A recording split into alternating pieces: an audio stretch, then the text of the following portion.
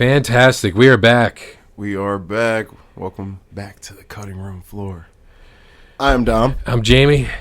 And today we are going to be pretty much just breaking down Across the Spider-Verse. And obviously we're going to have to get into the Spider-Verse too.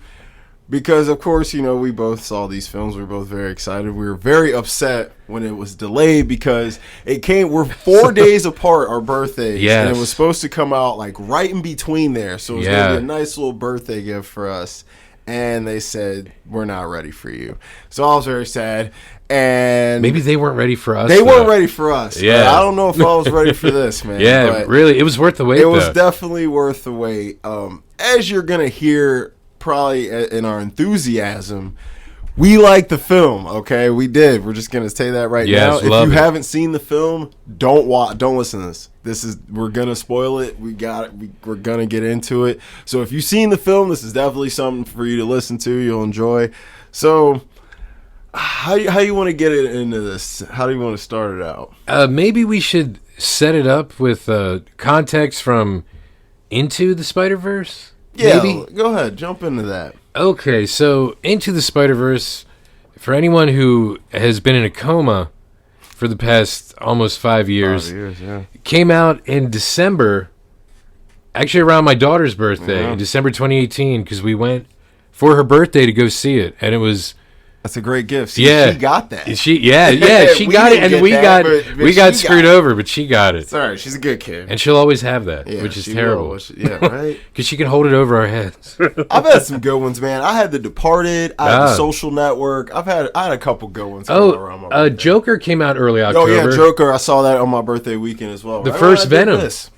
Yep, the first Venom. That too. Yeah. So it hasn't been a total waste. Yeah, October is a great month for releases. Actually, it's just a great month. Yeah, it is. It really is. Yeah, it is. So 2018 saw the release of Into the Spider-Verse, which introduced to the masses, because obviously comic book people knew of Miles Morales for at least 7 years and 4 months before that. Mm-hmm.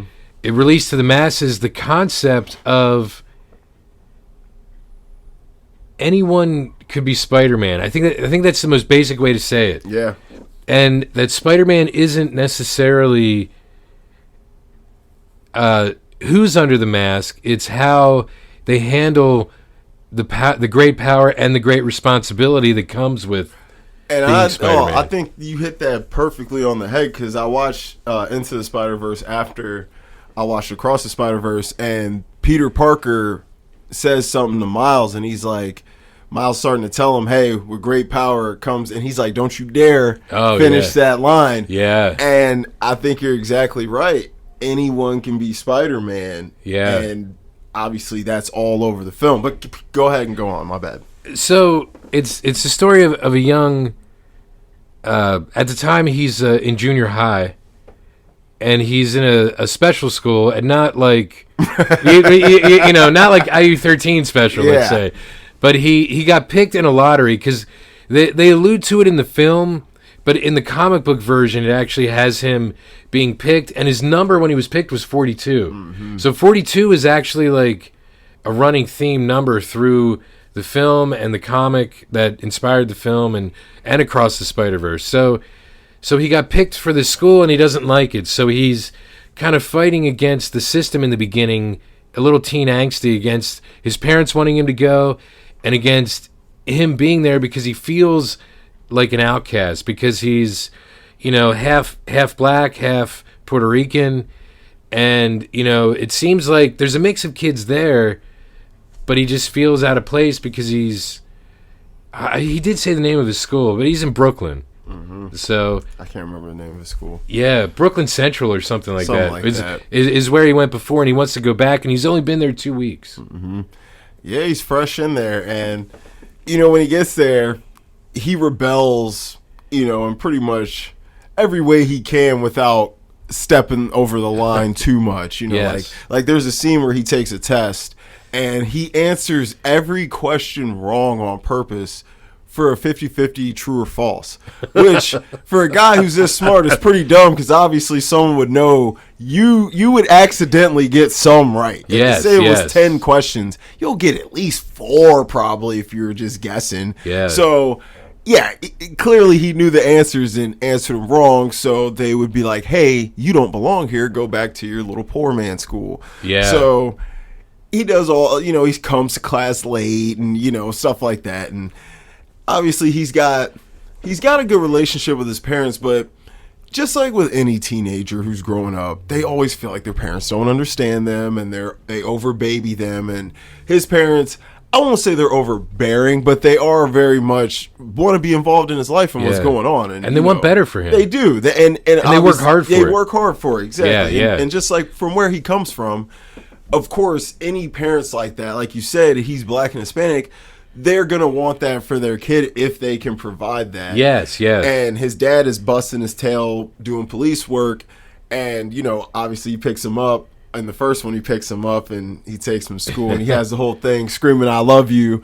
And he's like, you're going to say I love you to me? And he screams it on the megaphone and embarrasses him. And, he thinks his dad is embarrassing, and he thinks it's embarrassing that he's a cop and all that. And obviously he's going to find new respect for what his father does later on, once he starts fighting crime in his own ways. You know what, that montage when he's in school, you know what it reminded me of? In Homecoming, Spider-Man Homecoming, when Peter is in school waiting the clock out. Yeah. And I liked how it reminded me of it, but in a way that, like, Miles is waiting his time out at the school. Mm-hmm. Like, instead, because he doesn't have powers yet. So in a way, he's a lot like Peter Parker, but still different, because I don't want to say he's smarter than Peter Parker, because they always make Peter Parker out to be a computer genius. Yeah, anyway. They make him out to be extremely intelligent. But he's smart in a different way, because it seems like, I want to say, he almost seems like more like English-based, because it's the Great Expectations thing. Yeah, they always want him to write essays and stuff. It is very Great Expectations, like, in a way. So I don't know if he's like sciencey or if he's more artsy, because he's an artist. He's both of them, because he is often talking about quantum physics and all kinds of weird stuff. I don't comprehend. In the new one, he's talking about it though. Yeah, but he's talking about it because he wants to go to different worlds. But obviously he's smart enough to understand it, because that's true. That's true. You tell me this. You just told me a bunch of stuff that did not compute. So, yeah, that's true. I would do zero with that information you give me. So yeah, he is obviously very intelligent, but he is very artsy. Like you see, they have the sequences with him listening to his music and drawing his pictures. Yeah, and clearly he's very talented in the art game. And one thing I really love is his role model in Into the Spider-Verse is his uncle, who is also an artist. And they go out and they do late night tags, going out to hidden spots, and it's real cool. And obviously, one thing we're going to get into is the art style in both of these films. But, that's who he looks up to, because he relates more to him. He's an urban kid. He's growing up in Brooklyn. He wears Jordans to school. He's not your average Peter Parker. He's not this nerdy, dorky kid that people push around. He's a cool kid. He's a kid that people would look up to. So he is a different kind of Spider-Man in that way. But nonetheless, him and Peter Parker are extremely similar in almost every way beyond surface level. So that's one thing I do like about Spider-Man. And he loses his uncle just like, just like Peter Parker did. Yeah. They are very similar in a way, but they don't feel the same when you're watching them. And especially when you see the other adaptations of Peter later on in the film, they really don't feel the same at all, but they do at the same time. And it's done so well in these films. And it's one of my favorite aspects is seeing Peter and Miles go through and learn from each other. Yeah. And even the first Peter that they show that, my man crush, Chris Pine. Love Chris Pine. Is his my voice. Guy. I'm so sad he wasn't in it more. And honestly, believe it or not, because I was rewatching the beginning of Into the Spider-Verse, like the first maybe 40 minutes, and that's like the first half hour, is the setup of Miles and his family dynamic and his uncle, and then he gets bit by the spider, and then he ends up going back to find the spider, and that's when he stumbles upon Spider-Man fighting the Green Goblin, the Prowler, and Kingpin. And he actually gets to talk to Spider-Man. And I realized that Chris Pine might actually be the perfect version of Spider-Man because he reminded me a lot of Deadpool. Yeah. The way he would talk satirical, and quip and yeah. But that's how Spider-Man is in the comics. Yeah, so it's like he's a quippy guy. Yeah. That's why I always love Spidey. Next to Iron Man for Marvel, Spider is my guy. And that's why Deadpool actually ripped off Spider-Man. Like that aspect of his character. I mean, even look at his look. Yeah. It's very similar. His costume is very similar. So watching it, I'm like, they finally got Spider-Man right, and then they kill him. And then they kill him. And he's like the perfect Spider-Man. Like, I love the part with the Green Goblin when the Green Goblin has his like talons and his claws on Spider-Man, and he's like, "Hey Norman, what's your thoughts on head trauma?"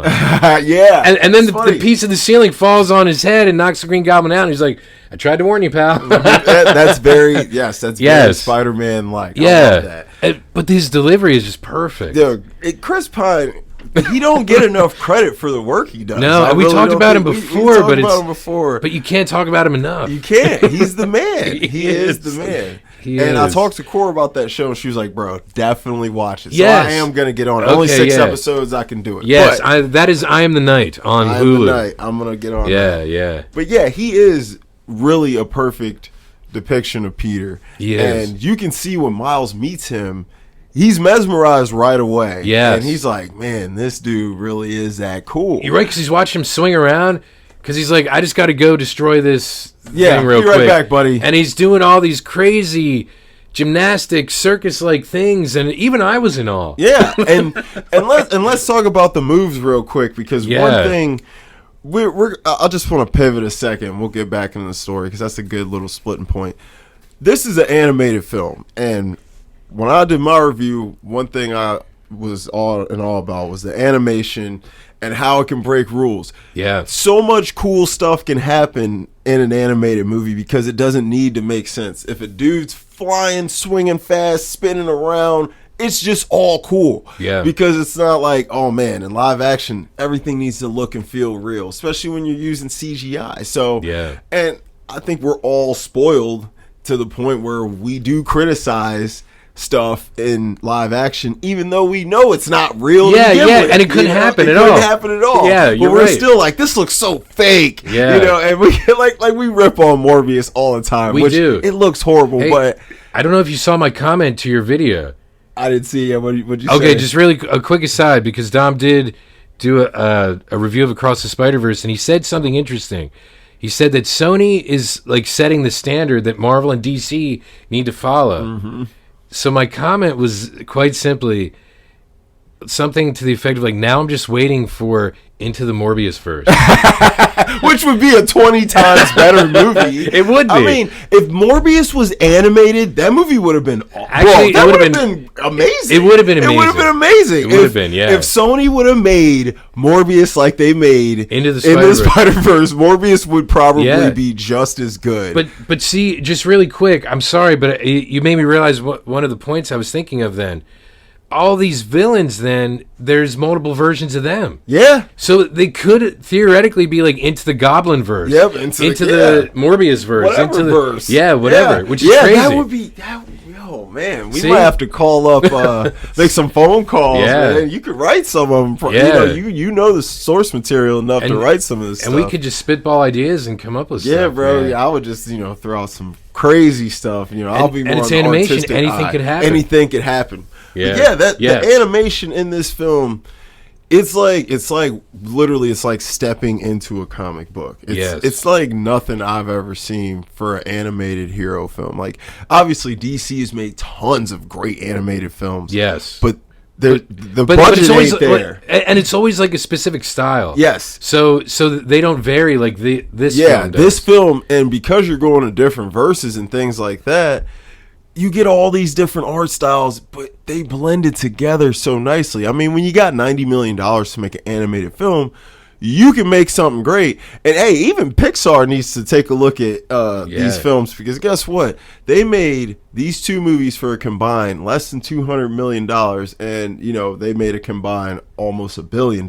Yeah. So, and Into the Spider-Verse is gonna probably finish with around, I'm thinking, $600 million, because it's already over 400. Oh, the Across one. Across, yes. Yeah, Across the Spider-Verse is probably gonna finish with around 600. Yeah. So I'm like, you're right. That'll be over $1 billion. With both of them together. They're probably gonna hit $1 billion for under 200 mil. So man. Pixar, they spending Marvel budgets on movies now, you know. So, and I know this animation costs a lot and takes a lot of time, but man, Sony really, they figured something out with this, and they invented that style. Yeah, they made a style. Yeah, because Intergalactic, that Kid Cudi film. Oh man, that's awesome. Yeah, I really like that one too. Yeah, just the art style on that was great too. Yeah. But guys, I'm telling you, for animated fans, you gotta really sit down and respect the guys who make this stuff and put this together. You know, we always praise actors, directors, but these guys who worked on this art, they get A+ across the board. This stuff looks insane, man. The fight sequences in here, like when he's swinging around, jumping through verses and stuff, it's insane. It's nuts, guys. But anyway, so let's get back into it. So just to we'll just recap the first one really really quick and go into the second one. Mm-hmm. So Spider-Man dies. He asks Miles to finish the job that he started, which is destroy this collider, which is opening up portals to the multiverse. Mm-hmm. And so what happened, Spider-Man saw what was going to happen, and when that occurred, different Spider-Man from different universes came into this universe. So since Miles was already bitten and had the spider power, he ends up accidentally finding an older Peter Parker. Gwen, he finds Spider-Gwen, and you know, things happen, blah blah blah. There's Spider-Noir. There's Peter Porker, the Spectacular Spider-Ham. Hilarious. You know, there's Penny Parker, who's like, I think she's Japanese. She's like an anime. She's like an anime Spider-Man. Yeah, so she has like a robot Spider-Man that her dad built. It's like a mech suit. Yeah. So they end up combining forces. This is going to be a really condensed version of just the first one. They combine forces and destroy the collider. And now Miles is the only Spider-Man in his Earth because he helps send the other Spider people back to their universes. Now, at the end of the film, before that we gotta tell him. Yeah, he does figure out that his uncle is the Prowler. Oh, that's right. His uncle is the Prowler. The Prowler, who is a big villain in this film, who works for Kingpin, who is the main villain. And Kingpin's motives aren't bad. No, but they're selfish. But they're selfish. Yes. But you can understand why a man is pushed to this point. So, you know, but the Prowler works with him, and his uncle does die. So I just wanted to make sure that's true. You're right, because the Prowler is very important, because going back to Spider-Man Homecoming, Aaron Davis was a character in Spider-Man Homecoming, played by another actor we love, Donald Glover. The man. Now, the scene where they first introduce Miles' uncle in Into the Spider-Verse, on his TV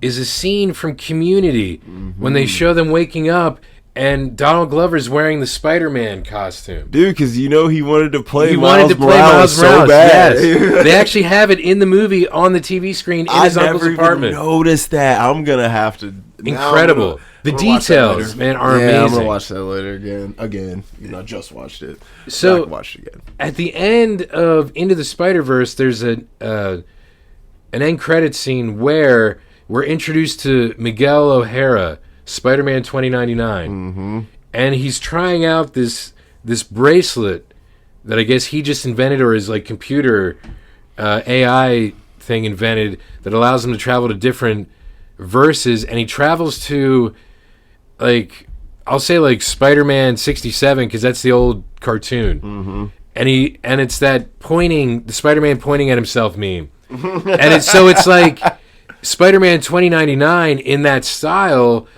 and Spider-Man 67, they're pointing at each other and talking, and that's how the film ends, but it actually sets up Across the Spider-Verse. Yeah, sets it up perfectly, actually.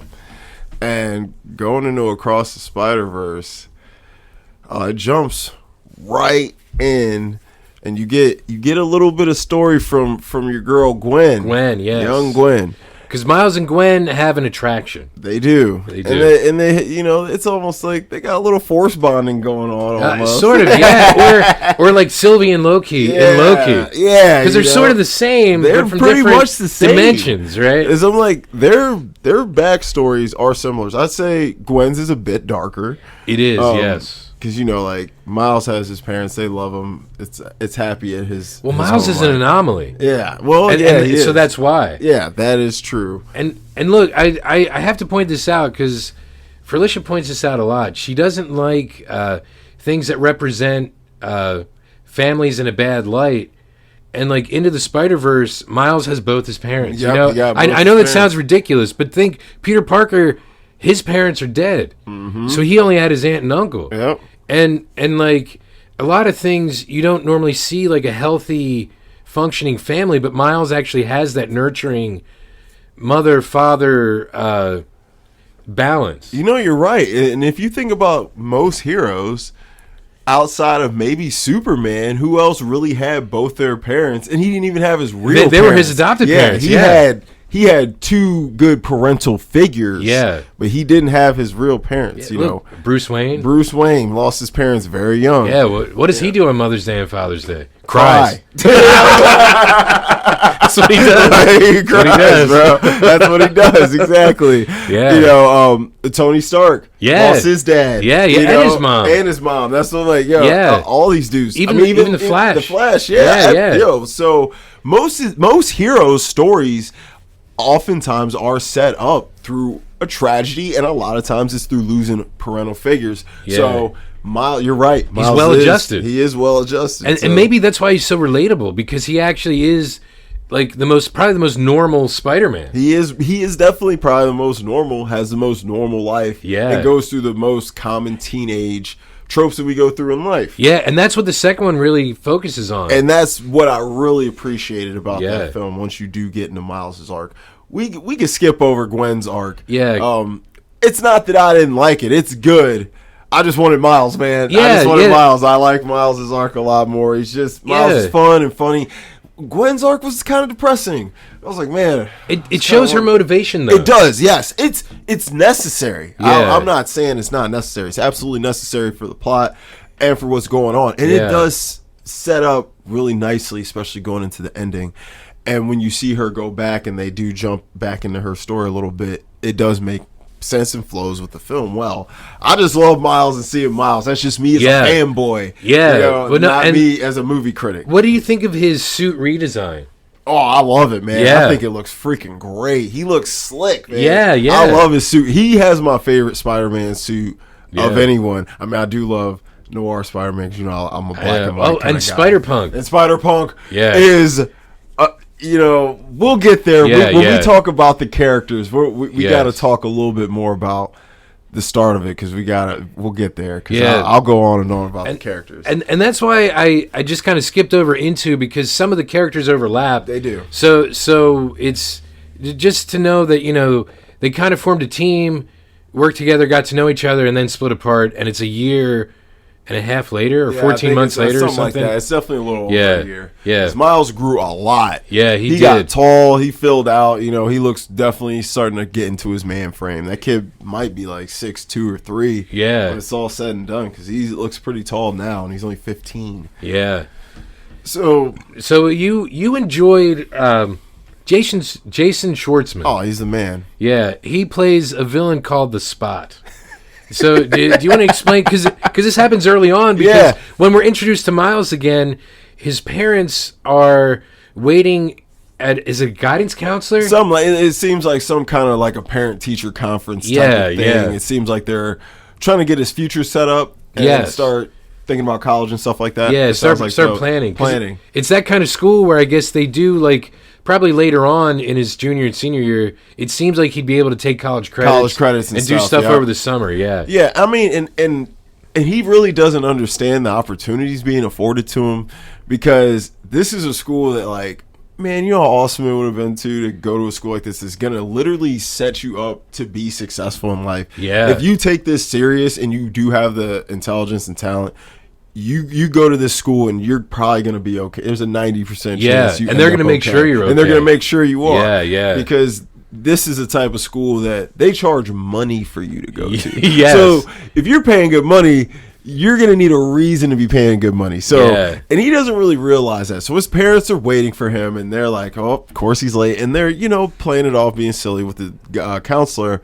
And, of course, Miles is out being Spider-Man, because if you're 15 years old and you got these abilities, you don't give a damn about no little meeting. You want to run around acting a fool. Yeah, and I do the same thing. So I can't blame Miles for this. But, of course, like I said, he's a kid and he doesn't understand this now. But me being older, I do. So Miles runs into the Spot, who is robbing the ATM of a convenience store. And the Spot's powers is he literally has these black spots on his like white blobby body, and these spots kind of open up like portals that can kind of transport you from one spot to another. Yeah. So what was he trying to like get inside the ATM? Yeah, he was trying to get into the ATM just to take the money. Yeah, because he can't get a job because the accident that created him was them stopping the collider in the first film. Yeah. And so, now he's all effed up and he looks terrible. He can't get a job. Work and make money. And what I love about what Jason Schwartzman brought to this character is he's a funny guy. He brought the humor, and he's got some funny jokes like, just let me rob you. Yes, and he's very amateur at this. He doesn't know what he's doing. And when he has the bat, he's like, there's no reason to bring wood into this. Yeah. It's like, what? It's like this. He's really awkward, and he's just like, I can't do anything else. Yeah, and it's like a necessity for him. Yeah, and you kind of feel bad for him because you're like, man, this dude, look at him. It's like, and he's making you laugh because like this is how your average person would be if this happened to them. He's not this cool, slick villain with these cool lines that make him all tough and badass. He's not the Prowler or the Kingpin or Green Goblin. Yeah, none of those type of villains. He's a very it's my first day on the job as a villain. He's like, I'm not even really a villain. I'm just really trying to get some bread to eat. Yes, it's hilarious him attempting to get into this ATM because he's screwing up royally. And of course the guy notices, like, what the hell are you doing? And he's like, bro, don't worry. It's not your money. It's the bank's money. And he's like trying to justify all the reasons he's stealing this money. And Miles comes into the store to get, what is he coming to get, a snack or whatever? A burrito. Beef patty or something like that. And of course, he sees the Spot being silly, and he's looking at him like, well, this will be easy because this guy doesn't even know what he's doing. Yeah. But he does find out quickly that the Spot's powers are very strange, and it's going to be a little bit harder than he thought. Yeah. So they're fighting each other, flying through these portals, and he's kind of getting beat up a little bit. Yeah. Because he really is kind of getting hard to adjust to the situation. But eventually, of course, he does adjust, and he does come out and get to the meeting. But the Spot was, I think, a very interesting, cool villain and something different than we don't get these days. All the villains in these MCU movies and these DC movies are these just insanely evil, hard-nosed, like tough, crazy freaking guys that you just can't relate to at all. And the Spot's oddly relatable.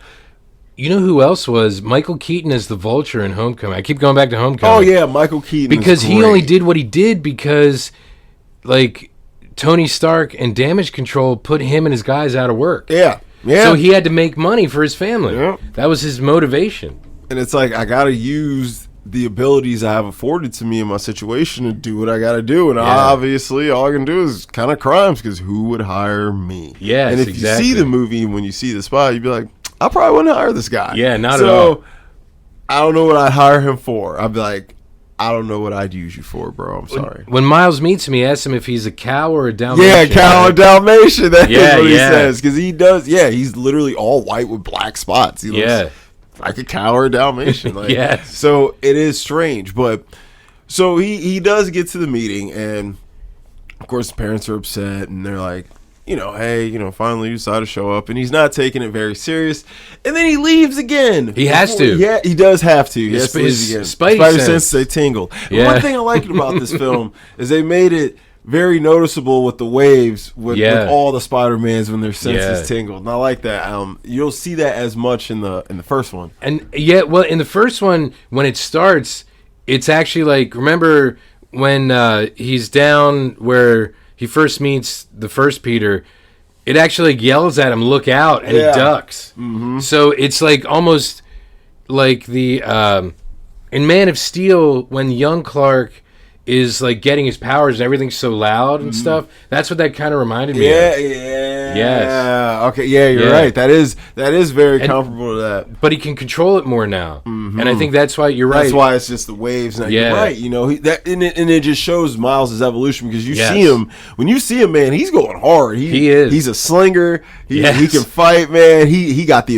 invisibility down, the electricity. Yeah. He's going hard, man. And he's honestly running like he has no fear. Yeah, that's true. He is. He's like, I don't care, bro. I'm Spider-Man. I'm going hard. He gets ripped up, beat up. He just takes it, and he gets messed up in this movie. He does. He takes a freaking beating all throughout the film, but he delivers some too. So, don't think Miles is not in here going hard, but Miles in this film though, he is really solo dolo though. It's very much about him because he's had to be, and he's been hurt because no one came to see him. Nobody came to see him. I don't even think they called him. Can't get a text or nothing. Yeah, and he misses everyone. He misses Gwen. He misses Peter. I'm sure he misses Ham and Noir and Penny and all the homies. Yeah, and they were all pretty cool. And they made a little family, but they always made Miles feel excluded.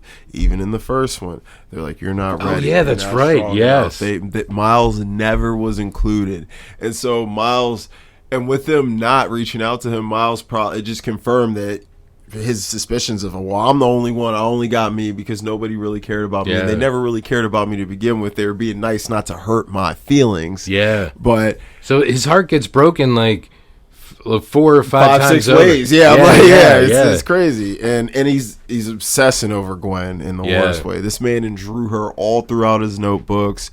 And they're in stark detail. So he clearly remembers what she looks like to a T. And he's been thinking about her nonstop. And I'm trying to remember, how does she end up in his verse? So at the end of her introduction in the film, a vulture that's made out of like parchment from a different dimension comes into her dimension, and she's trying to stop him, and that's when Miguel and Spider-Woman show up. Yep, that's right. The pregnant chick. And she ends up getting recruited into their I don't know how that missed me. I remember it all now. Spider Society. That's what it is, Spider Society. Yep. So she's now able to go from dimension to dimension or universe to universe. I'm sorry to jump around. We actually got to talk about that a little bit because that's really important. And as soon as you said it, it all clicked. So Gwen, she meets these two, and Miguel is badass, man. He comes in hard. He looks cool. He's got this it's like navy and like lime orange. It's like his colors are crazy, and then his webs are they're almost like lasers, yo. They are. It's cool. It's insane. So. And you got Spider-Woman, who's a pregnant black lady, and she's got this cool big afro and stuff. She rides this motorcycle, and she's wild. She takes pity on Gwen because Miguel's not really feeling her like that, even though she's holding her own, but she's a little overconfident because she's like, "Oh, I got this," and she really doesn't. She really needed Miguel, or she was probably gonna. I ain't gonna say she was gonna die, but she was gonna get screwed up because she was maintaining, but she wasn't winning. No. And they kind of save her, but obviously they see the potential there. And so Spider-Woman does convince Miguel, maybe let's take her on as a little apprentice type of deal. Yeah, he's hesitant of her the entire time. Because I think it's under the auspices that, Spider-Woman watches her. Mm-hmm. Because you could tell Miguel, there's something about Gwen he doesn't trust. And I think the only one from the original Into the Spider-Verse that's in the Spider Society is the older Peter B. Parker. Yeah, old Peter. Yeah. And old Peter sounds frightening. He does. But, old Peter, put that thing away. So, going back to where we're at, Miles is, he's thinking about everyone. And so now she does have a job to do, essentially, in Miles's verse. Yes. So that's how she gets there. Yes. She does the task, but of course she's been thinking about Miles a little bit too. So she does go over to visit him, which was forbidden. Yes. She was not supposed to go and do that for a whole bunch of reasons we'll get into later. But it was also forbidden by Miles' parents because at the time he's grounded. He's grounded. He is. Because Miles is very careless these days when it comes to being there for your family. Yes. So Miles, he's going crazy, man. He's supposed to. His dad is getting promoted to police captain, and they're having a big party for him on the rooftop. There's a ton of people there. Miles is in charge of bringing the cake. So Miles, being Miles, is like, well, I'm Spider-Man. I'm going to get the cake and fly around and do dumb stuff. He leaves him on top of a cab. He's slinging webs, throwing them in the air. He's leaving them places and coming them back for him. Obviously, anyone with half a brain would know this was not going to work out. So he comes in late after his dad gives a beautiful speech about him and his mom and, you know, what his family has done for him and how they've helped him get to this point. Miles gets there, and he's acting all blasé and nonchalant about the situation like it's not important. He drops the cakes on the table. They look terrible. It's all messed up. And he's kind of just like, whatever about it. But he's got his own stuff going on. And we, as an audience, we know he's feeling a lot of different things right now, and he can't talk about his identity, so they just don't get it. Yeah, and the people who do get it, he hasn't heard from. So he's sitting here alone, has no one to talk to. You can't even go to the therapist, you know? Yeah. So they get into it, and they ground him. And Gwen shows up while he's in his room, drawing, listening to music, whatever. And he's obviously, you know, smitten, and he's like, oh, Lord, she's here. And yeah, because she's like, Miles is grounded, but his Spider-Man grounded. He's like, nah, he ain't grounded, baby girl. Spider-Man could go out and play. Yeah. So she looks through his book. She sees that he's been drawing her, and she's like, oh, obviously you miss me. And she knows he loves her and he likes her. But I think she tries to pretend like he doesn't. Yeah. In order to justify the things that inevitably that she has to later. do. Yeah. Yes. Yeah. And it's like you can lie to yourself and tell yourself that, but deep down you know. Because she has feelings for him, too. She can tell. She loves him. And obviously that's going to come out later. Yeah. And, I mean, I do think they're a good match. They're a cute couple. You know, I think they understand each other. And, of course, they're both spider people. So that's going to help out a lot. But Miles and Gwen, you know, end up hanging out. And she ends up meeting the parents. And, you know, they don't like her. And they think she's rude. And, you know, because she calls them by their first name. Yeah.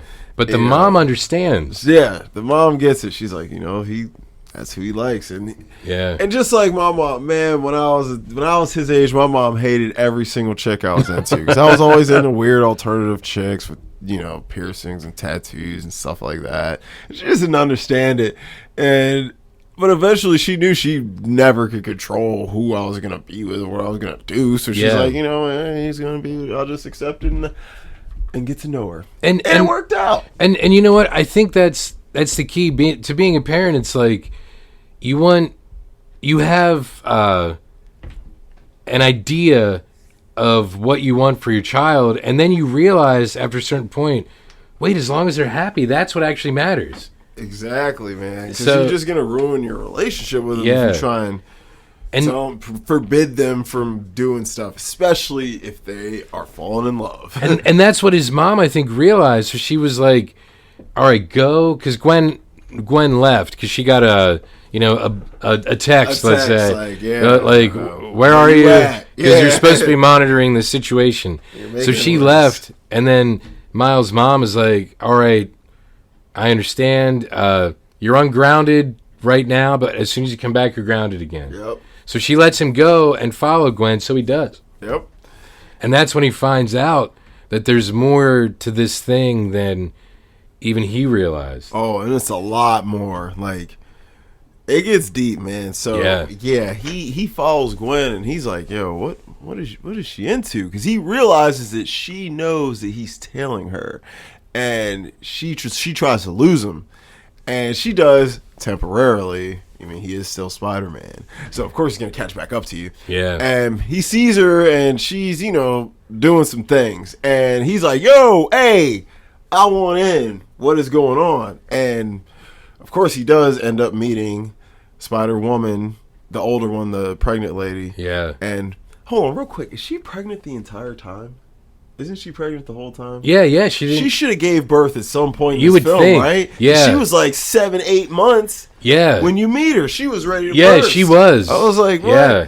But anywho, that's not important. Yeah, no, I mean, you never know because it is, part one of a 2-part thing. So I feel like some time went by though, man. Well, it's. I think the film, like, once Miles learns about like the Spider Society, I think it like that's that like so like the last like maybe half of the film is almost like real time, like what's happening to him at that moment. Yeah. Whereas like I think the first half it might be a few days go by. Yeah, it's got all right. Yeah, and Gwen did spend some time in the society. She did. That's why. That's why I feel like she came to see him a little bit later. That's what I'm like. I feel like. But I have a theory because she had to train and learn some stuff. Like that ain't gonna happen in a day. You only need some weeks at least. Yeah, that's what I'm like. I feel like it could have been months. Yeah, but I as you find out, I think old Peter. Well, we'll just call him old Peter. Yeah, is the only one with a child. Yeah. Yeah.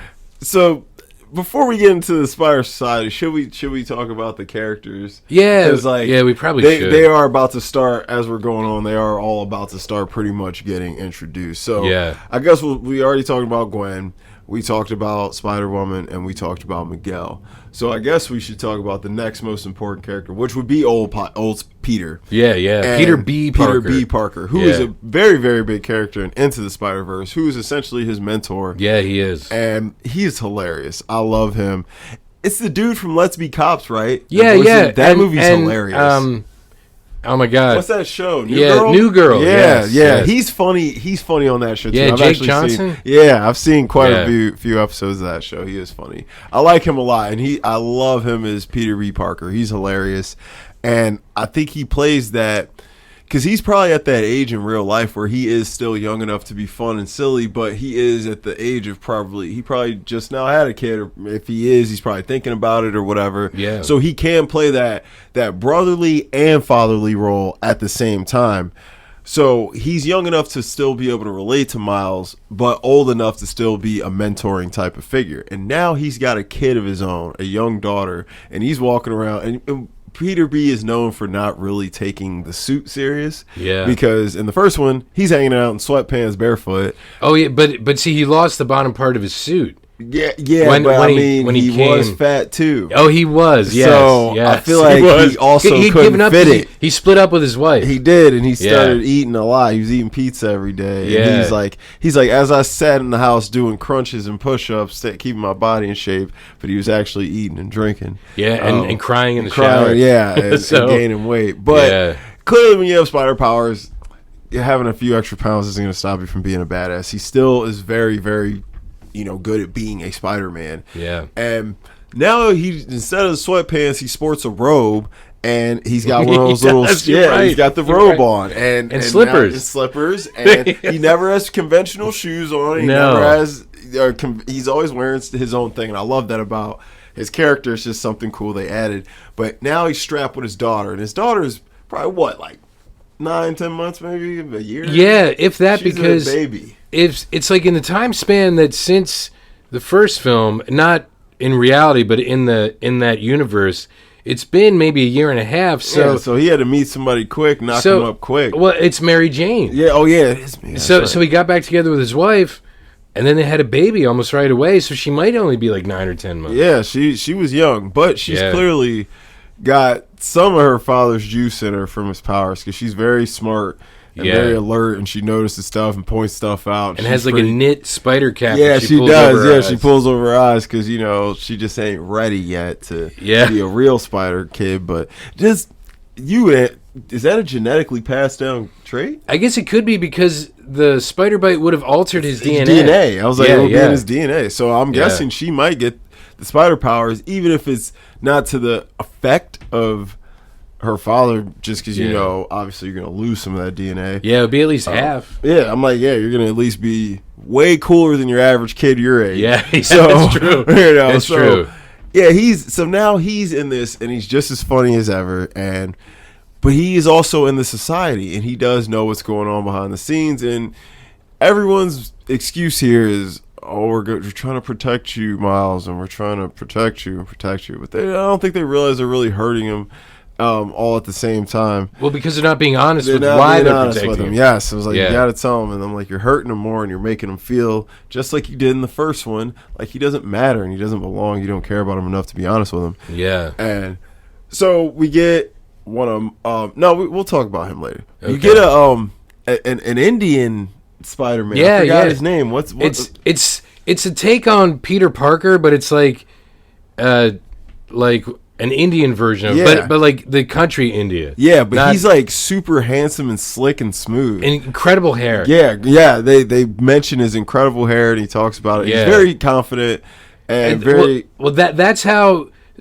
Peter learns about the Spider Society. That's right. Because he follows Gwen through this portal. And they're flying all together. Yeah, because I think, is the Spot in that dimension? Because he figures out how to hop to different universes through his own spots. Is that what happens? I think that is what happens. Yeah. I'm trying to remember. Yeah, because so many things happen. Once, guys. Yeah, so. and so many things happen. It's kind of like, I know they got there, but I think this is what motivated them to I'm trying to remember how everything happens. Because, like I said, like, if we could talk about, like, Into the Spider-Verse, I've seen a few times, so, I know the details. I've only seen this once. And, if you watch my review, I talk about an incident that happened in my theater that... you said that kid. Yeah, that kid was about to die, man. I scared the life out of that kid, bro. Wow. Because I timed it perfect. Like, I started reclining my seat because I knew he was coming. I jumped up. I turned at him. I was like, yo, he almost jumped out his clothes, man. And look, dude, if you, like, jumped in front of me, I'd be like, plop. Look, Dom is a big dude, like, in shape, like... jacked dude. I'm trying to get cast in the next Marvel movie. But yeah, he was scared. He stopped after that. Well, that's good because he's probably ruining it for more than you. Man. I'm like, I know everybody was like, bro, what the hell is going on? Because I'm like, what are you doing? You paid money to do this? Yeah, like you're insane. Yeah. But anywho, so they get to the secret society. There's the Indian Spider-Man, and like we were saying, he's confident, slick, cool dude. He kind of reminds me of like Aladdin meets Peter Parker. Yes. That's the vibe he gives me. If Aladdin was Spider-Man, he would be like him. Yeah, and that universe is kind of like a Bollywood movie. Yes. I was literally thinking that. I was like, it's got a Bollywood vibe. The animation was... The way they introduced all the other Spider-Man with the animation is each universe is different. Yes, it's incredible. It's crazy. So, like, yes, he had like a Bollywood vibe. It had all the cool costumes and the music and all that vibe was there. It was freaking dope. And then who else was there? It was Miles, Gwen, and the Spider-Man India is what he's known as in the comics anyway. First, and then Spider-Woman shows up, and I don't remember if Miguel shows... No, Miguel doesn't show up. It's Spider-Woman and a few other... The pregnant Spider-Woman. And a few others. Spider-Punk, wasn't it? Spider-Punk, he was... Was he already with her? No. They found him on the streets, right? I think he ends up coming there to help them, but Gwen is trying to stop Miles from saving... Spider-Man India's the love of his life, so like I guess maybe his girlfriend, her dad from dying. Yes. So Miles wants to save him, and Gwen's trying to stop him because they set up this thing back when with the Vulture. Miguel says something in passing about that's not canon, and then his computer tells him that like no canon has been compromised. So there are these events that are canon in the life of a spider person that they have to let happen, and this is where you learn it, because they save the police captain in the India universe, and that's where you learn that it's canon where a police captain always has to die. You learn that, and so Miles effed up the canon by saving this guy. Yeah, and that's gonna be very important later on. That's actually the conflict in the film. You think I was like, I was literally just gonna say that's the main issue in the film. But you don't learn it until this point that the conflict is Miles doesn't know that these things have to happen, and he feels you can have it both ways. Yeah, and he feels like he's doing the right thing too. Because he was. Yeah, I mean he was.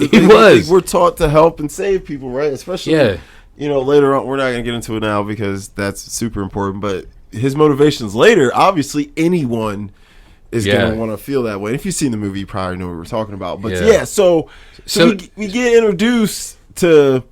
Pretty much everybody comes in at this point. This is when like you pretty much start meeting all the Spider-Man you're gonna meet in the film. So you get one that's voiced by Daniel Kaluuya. If you guys don't know who he is, he was the main guy in Get Out. I was like, so you're probably seen Get Out. Yeah, if you don't know that, but he is extremely talented actor. He is a great actor. He's in a lot of great films.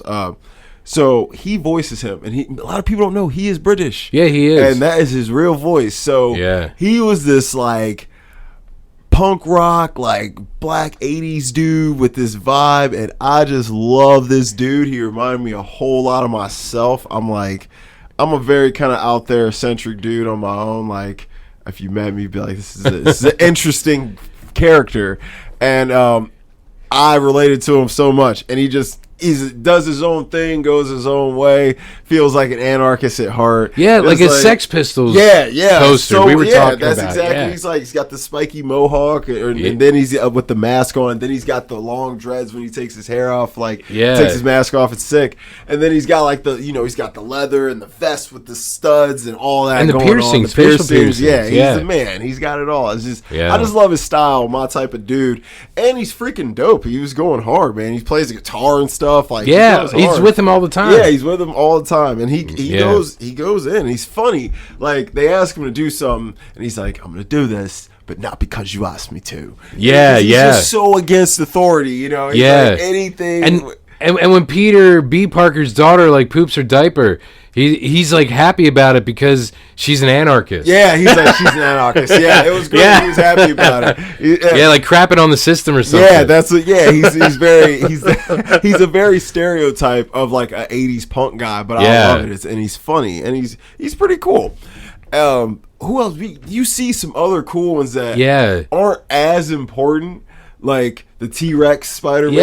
Yeah, and the cat Spider-Man. The cat Spider-Man, or the Western Spider-Man. Yeah, with the horse. Yeah. I like that one too, because y'all love Western crap. But you see in the background, like, the video game version. Yeah. Or how about the little Lego part? Oh, my God. That was so funny. And people now know that was animated by a 14-year-old kid. Yeah, I just found that out. Yeah, that was incredible. Like, he's amazing. Get this kid a job. Yeah. By the time this kid's 18, he could be a freaking millionaire. Yeah. He might already be at this point. Right? He's like, I'm going to need 2% of that. Yeah. Man, that'd be nice. But he was awesome. It was funny, and I can't believe a kid animated. That was so talent. That kid's a genius, probably.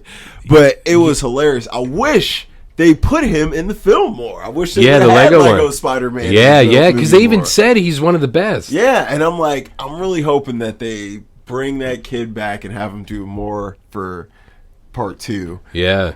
So who is it? Am I forgetting any important Spider-Man? Not really, because a lot of them are just like peripheral. So they have like in India, what ends up happening is there's like kind of like a massive hole that's left because they screwed up the canon. So like something is happening to the universe. So the Spider people have to try to figure it out. So like I know the one Spider-Man that comes down is like the Future Foundation Spider-Man in the white costume. I think he had a lab coat on. Yeah.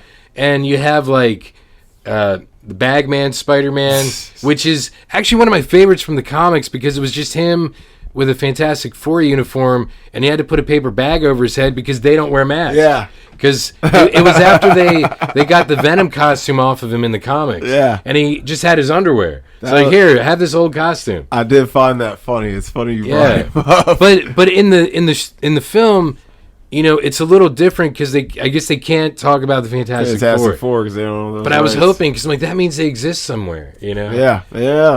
And that'd be nice, but unfortunately, because so what does Sony own the rights to? Spider-Man, Wolverine. No, Wolverine was Fox. Now, Fox. Yeah. Deadpool's Fox too, right? Yeah, so I think it's really just the Spider-Man stuff now. And Hulk. No, that's Universal. Yeah, that's why Hulk is only in like the She-Hulk show and like guest starring in things. Yeah. Dang. Well, Sony, well, they got on tight. And they got Venom too, right? Yeah, because that's part of Spider-Man. Yeah. Okay. So Spider-Man is like all the villains too. Yeah, so they got, I mean, Into the Venomverse might be something. I'm like, that's that little side piece, Yeah. Spend like 20-30 million on it, release it on some platform, Yeah. That'd be nice. I'd watch it. Shoot. It ain't gotta be as elaborate as the Spider-Man ones, but yeah. So anyway, sorry guys. Yeah. So basically, the ones we mentioned are the main ones, and then you finally get introduced to Spider-Man 2099. Because he's like the leader. Yeah, and he's something. He is something. He's a hard-nosed, take no crap vampire. Maybe kind of, right? Sort of. He's I don't know. He's kind of. He scared me a lot. Yeah. Especially when you start getting into the main conflict. Yeah. And what his motivations are. And you kind of see that he'll do anything. Yeah. Well, his origin, I don't know if it's like this in the film because I can't remember. Because I started rereading the comic because it came out like 31 years ago. Yeah. And it's sort of like, it reminded me of David Cronenberg's The Fly. Oh, I love that. So it's sort of like, something happened and it with like, I don't know if it was like transport pods like in The Fly, but something similar to that, and the DNA of a spider got mixed with him. So his fangs, he might not be like a vampire, but I think some spiders have. Spiders have like long teeth. Yeah, you could be right. Yeah. I mean, luckily for him, he didn't end up like Jeff Goldblum because holy hell! First it seemed cool, but it's then like, dang, you're like super athletic and you got all this energy, and like he was banging freaking Gina Davis for like 8-9 hours straight. I'm like, dude, that's crazy. Like, I'd love to spend that time with Gina Davis back then, but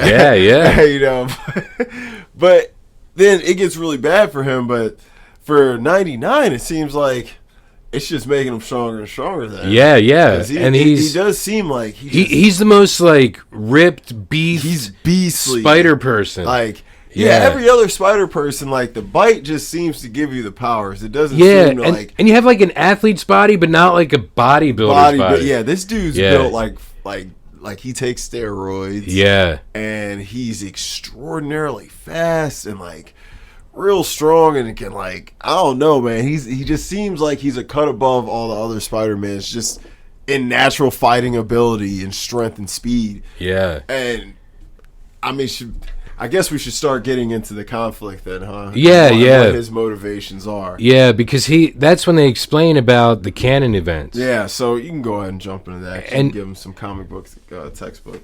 Well, he tells them about how he screwed up his universe by, I'm sorry, he didn't screw up his universe. He found a universe where himself, Miguel O'Hara, was killed, so he replaced him. And because he wasn't part of that dimension and it wasn't canon then in that universe or dimension, I don't know which one to call it, because we call it the multiverse, but it is other dimensions. It's other dimensions, essentially. Yeah. So then that dimension ended up getting destroyed because he had already lost his family in his. So it's sort of like actually the Kingpin story, now that I think about it, from the first film. Because the Kingpin was trying to bring back his wife and kid. Because they had died in an accident. That was his whole motivation for the Collider. And Peter knew that it was going to open up a black hole and destroy everything. So that's why Spider-Man wanted to destroy it. And that's why the Spider Team, headed by Miles, then does destroy it. Yeah. And so you find out that Miguel succeeded in what the Kingpin wanted to do. But because he succeeded, he destroyed the world that he went to. Yeah, because he wasn't supposed to be there. He wasn't supposed to be there. Yeah. And essentially that same thing is happening to Miles. Yes. You find out Miles wasn't supposed to be bitten. No, because the Collider from the first film brought the spider from a different universe. And that spider wasn't meant for Miles. And when I went back and watched it, the spider does glitch. He glitched. Yes, I noticed that too. And I was like, holy shit, they planned this. They planned. That's why I was like, yo. I thought the same thing. Yes. I was like, yo, I never noticed that it glitches. I was like, they knew this whole time. They didn't just write this on the fly. No. Like, they had a this plan. Shit written for. They probably wrote all three of them at once. Yeah. Because I'm like, yo, that was brilliant. I was like, yeah. And the spider does.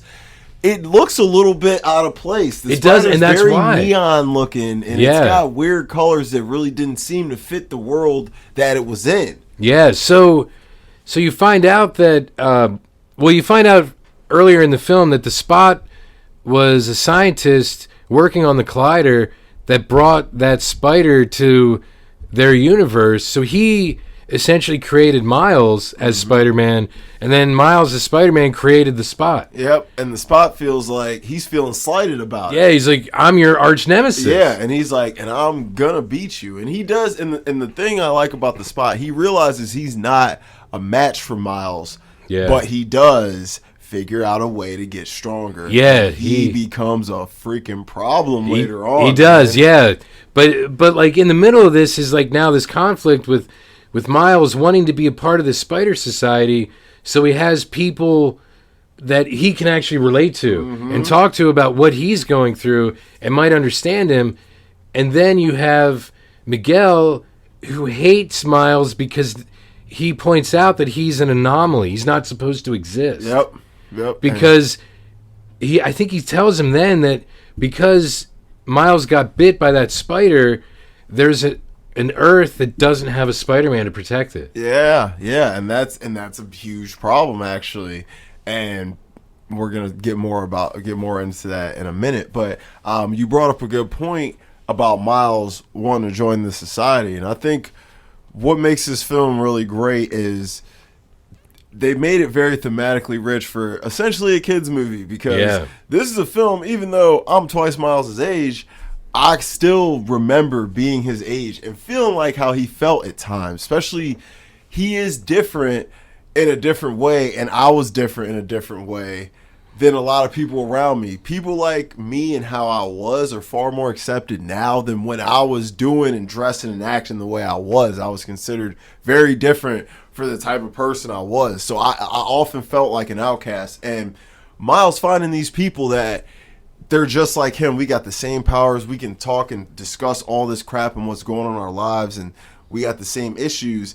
And that's all he wants, is to fit in. And they're all just pushing him away and making him feel like he doesn't belong. And he's seeing all this, and they like he's like, oh man, do I get a bracelet? And they slap him with one, and she's like, nah, it's just a day pass. Yeah, like, that's right. That's right. He's like, he's really feeling. They're really showing you how much they don't want him there. They're not sugarcoating it. And it's because of Miguel, you find out. Yes, Miguel is, because he's their leader, so they have to. And like, because Black Spider Woman she ain't having him. You know, she is barely like wanting to. She's really going against what she's supposed to do and letting some of this go on. She's being nice to Gwen because she has a soft spot for her. But if it wasn't for Gwen, she probably would have killed Miles if she had the chance. Yeah, because he just isn't supposed to exist. But then it makes you think back, like, so without Miles there, would the first Spider-Man, Chris Pine Spider-Man, would he have succeeded? You know, like it makes you think of those things. Because if Miles was bit by a spider that wasn't supposed to be there, like, Miles wouldn't have been there. You know, so would that have changed, you know, the butterfly effect? Yeah, it definitely would have. So, because who would even though Miles breaks it, who would he have given the little chip to? Yeah, no one. No one. So he would have probably actually succeeded because he wouldn't have had to save Miles. Yep. You know, he wouldn't have had to talk to him, take that time to talk to him, and to do whatever. He could have just done his job and it would have been over. Yeah. And maybe that's why Miguel is such a hard ass. But then, okay, in the comics, Spider-Man 2099 isn't in like a different universe. It's just a different year. Okay. So it's like the main Marvel universe just, at the time it would have been like 107 years in the future. So if he's Spider-Man 2099, but he's in like 2023, doesn't that sort of necessitate? I'm trying to do logic here in something that doesn't really use logic, but still, that's beside the point. Doesn't that mean that he travels through time? Yeah. So why doesn't I'm sorry, I might have to curse just because I get passionate. Why doesn't this motherfucker just go back in time and stop the spider from biting Miles? Yeah, take it back to 42. Yeah, he probably could have did that. You know what I mean? Problem solved. Why are you so angry? Yeah. Well, he's probably angry because he probably realized that when it was too late. Maybe, but if it's sort of like, I think of the show Legends of Tomorrow, which I loved, right? About time-traveling superheroes. Mm-hmm. But, like, stuff happened at certain times. So, like, John Constantine comes in at one point, and it's like, this thing happened with this botched exorcism, and this girl's soul got damned to hell, blah, blah, blah, blah, blah. You have a time machine. Just go back in time and stop it from happening. And then problem solved. You don't have to feel guilty. Nothing happened. No one ever thinks like that. They don't. Go back in time and stop it. But then they're gonna make the argument, well, that was supposed to still happen, even though it wasn't. But if I go back and stop something that wasn't supposed to happen, screw it up even more. It's still gonna screw it up. Yeah, so that could be it. That's how they're gonna look at it, because it's like, even though that was a wrinkle in time, now it's history. So yeah. So can I undo history now? So now you do find out, though. So I'm trying to bring it back because I do get sidetracked easily. Oh, we all do. So then you find out that's when you do find out the police captain has to die. So like in the original Spider-Man comic, just like in the Amazing Spider-Man film with Andrew Garfield, Captain Stacy dies, Gwen's dad. Mm-hmm. So in Gwen's universe, like her dad. I don't know if he's a captain or if he was going to be captain or something.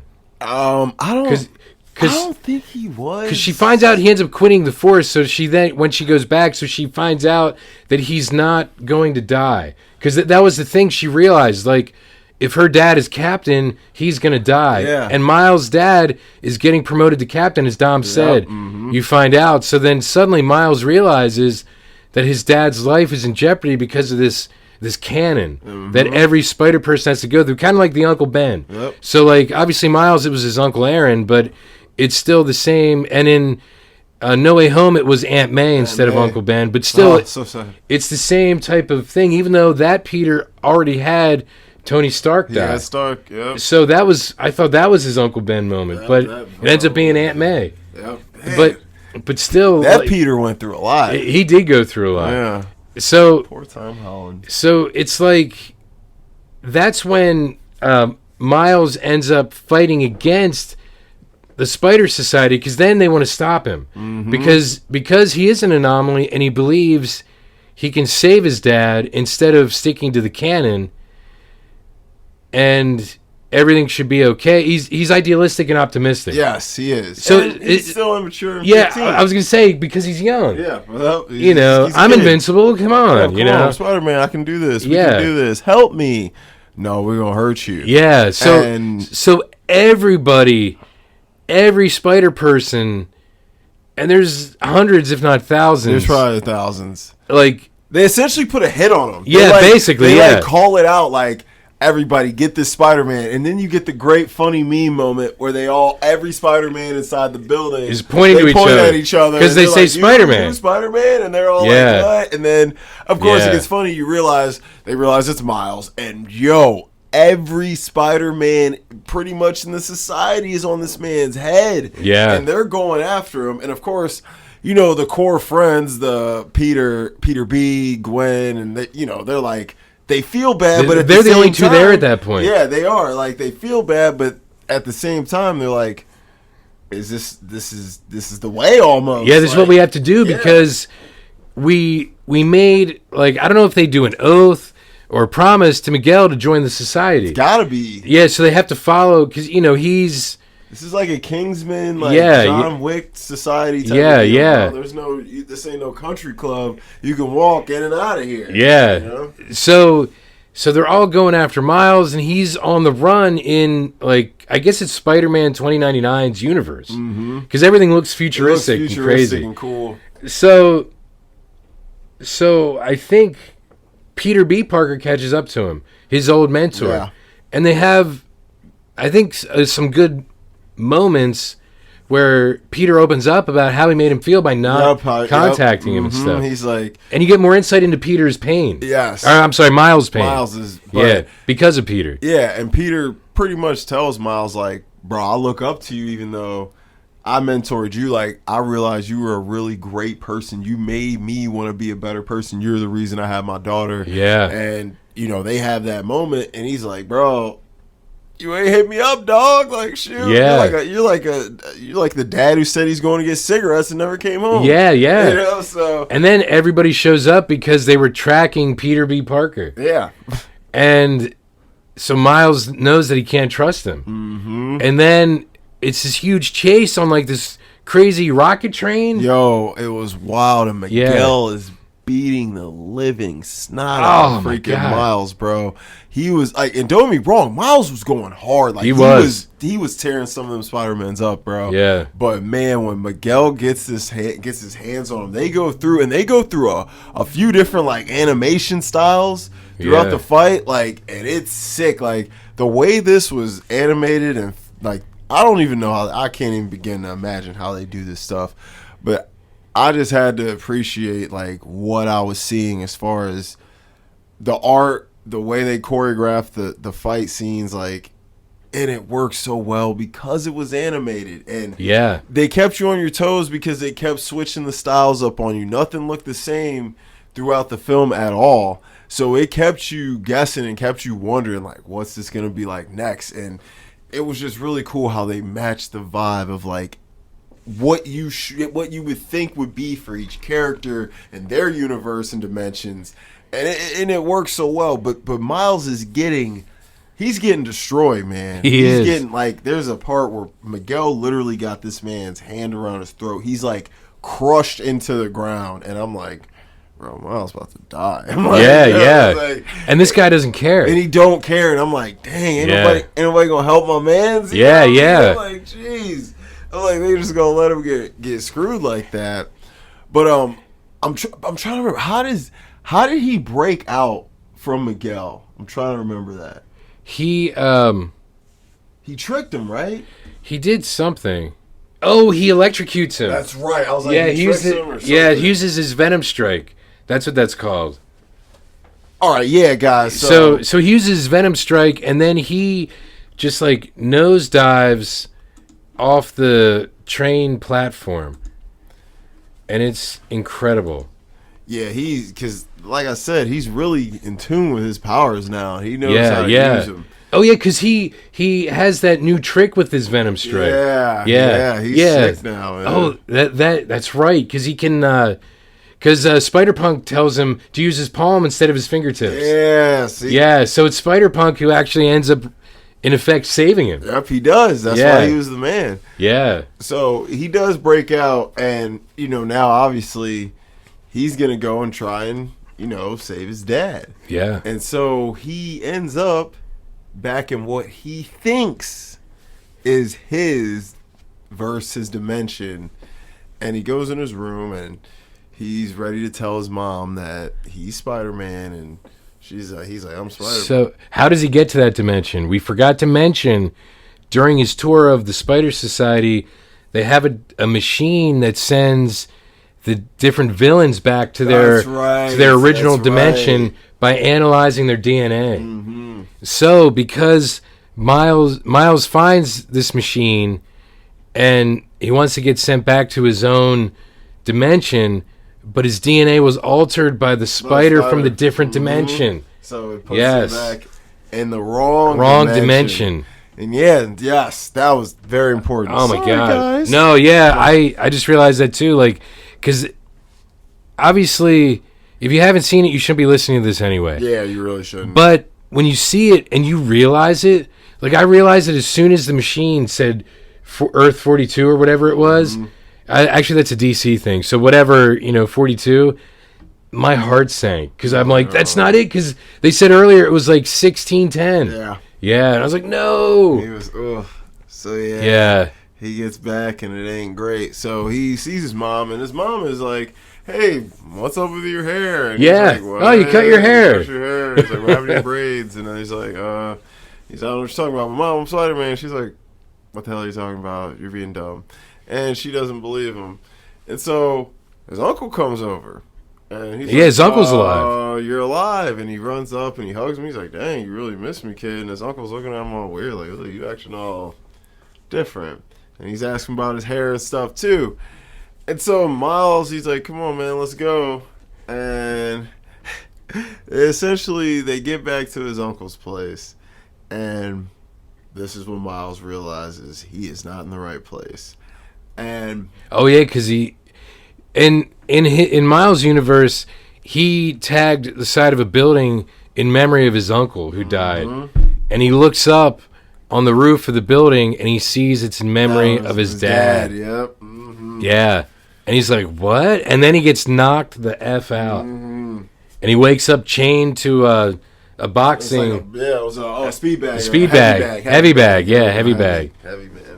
Yeah. And he's like, "You, look, hey, listen, you ain't got to do this. I can just, leave and everything can be all right. And, let's just call it a day." And then we find out that in this dimension... Oh, yeah, because he says something about his uncle being the Prowler. The Prowler, yeah. And he's like, "I'm not the Prowler." I'm not the Prowler. And I was like, and then it clicked for me, and I was like, yeah. Yeah. And we see a version of Miles come out that we're not familiar with. Yeah. He's got some long braids. It's different. And he sounds very evil. Yeah. And he looks kind of shady. And he doesn't care if Miles' dad dies in the other universe or not, because he's like, that's your dad. Yeah. And it's like he's going to kill this, our Miles. Yeah. It's like, bro, I'm going to kill you, son. Because this Miles is revealed to be the Prowler. Yes. Which we know is a bad Miles thing. is one of his villains. And man, oh man, it leaves you right there. Yeah. It leaves you right there. And there's one scene, though, where... Because, right... Oh, yeah, we got... Yeah, because Gwen gets forced to go back to her universe. And... That's when she finds out her dad quit the force, so he's not going to die, and he finally accepts her because she's been gone for we don't know how long. Yeah, it's been a little bit. That's what I'm saying. Some time. Yeah, you're right. So she should have given birth. Yeah. So then she gets a package from Spider-Punk, who quit the Spider Society. Yep. And he gives her his bracelet. His bracelets. So she. That's right. So she goes and she gathers. She gets the homies up. The team from Into the Spider-Verse. Yep. So you see Spider-Ham, Spider-Noir, and Peter B. You see Penny actually early in the movie. You do. She's at the Spider Society. Oh, you're right. Yeah, because she has a new suit. She has a new suit. Because it gets busted in the first one. Yes. Yeah, you see her a little bit earlier. You're right. But she gathered up all the homies. Yeah. Yeah, and she's like, we have to go save Miles because she realizes that Miles isn't in the right universe. And so she knows that they have to go on this rescue mission. Yep. And that's actually how it ends. And you're like, WTF, why is it over? Yo, for real. I'm like, dang, man. And it's 2.5 hours, and you're like, I could sit here for another 3. 2, easily, bro. Yeah, just give me a pee break, and I'm good. Bro, for real. Because, I was watching Blood In, Blood Out last night. And, that movie's like 3 hours and 10 minutes. And, I hate the way it ends. Because I'm like, bro, you could have just gave me 20, 30 more minutes to end this properly. And I would have been totally fine with that. And it's like, I get it. They want to maximize their dough, of course. So, and they got a good product on their hands. So there are no guys like the 2 guys you're listening to are going to go and spend $16, no problem. Yeah, exactly. So, man. When is it supposed to... March. March feels like 2024. Forever. Hey, but we waited almost 5 years for part 2. Across the Spider-Verse. It's different. This is different this time. Yeah. Because Into the Spider-Verse ends, and that could have been a standalone. That could have been. You're right. But this isn't. No, not at all. But at least it's like only like maybe a 9-month window. Yeah, but I Maybe. think they should have just went ahead and went for a fall release, man. Dude, if we're lucky, maybe around Christmas, because that's when the first one came out. Maybe they'll move it up because of the demand. The demand, bro. Yeah. I know it's probably almost ready. Oh, it's probably basically done. I think they did them at the same time. It's just probably tweaking stuff. 9 months, y'all ain't making that. Y'all are in post-production. Yeah, you know how you tweak stuff. That's right. Tune in Tokyo. Yeah, like my lord. But sorry. It's just it is gonna feel like forever, because it's like to give us something this good and then make us wait this amount of time. It's like. But see, we waited.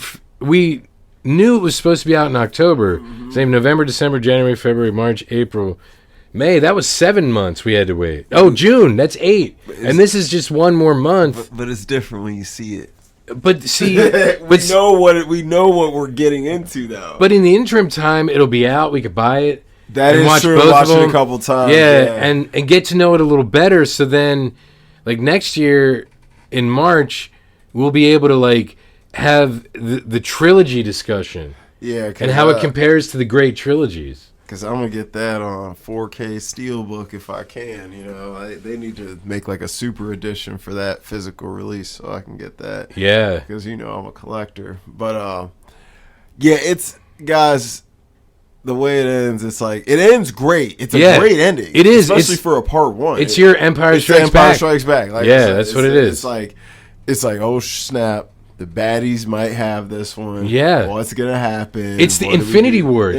Really you're like, wait, the bad guys are winning. Wait, what's going on here? Yeah. And guess what? Empire Strikes Back, Infinity War, 2 of the best, hero-villain story movies all time. So, yeah.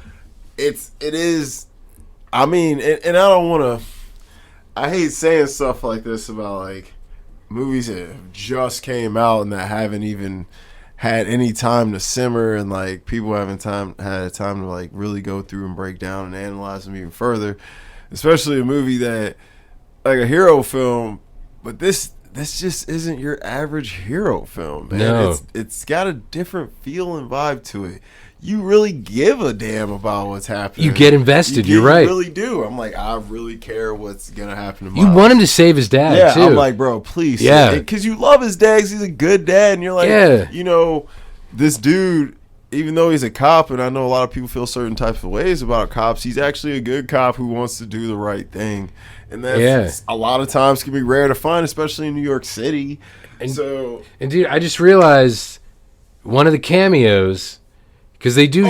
Donald Glover. Yeah, because the guy who voices his dad is Brian Tyree Henry. Yeah, he's in Atlanta. Yeah, and it's like seeing Donald Glover in the Prowler costume means that in Tom Holland's universe, he is the Prowler. He is the Prowler. Yes. So Miles Morales exists. That just clicked. That's crazy. Yeah, that's what that means. That's so tight. That's what that means. I love seeing him in that quick little cameo. Yeah. And what's crazy is like, bro, the dude who voices his dad, he's really good, man. Did you watch Bullet Train yet?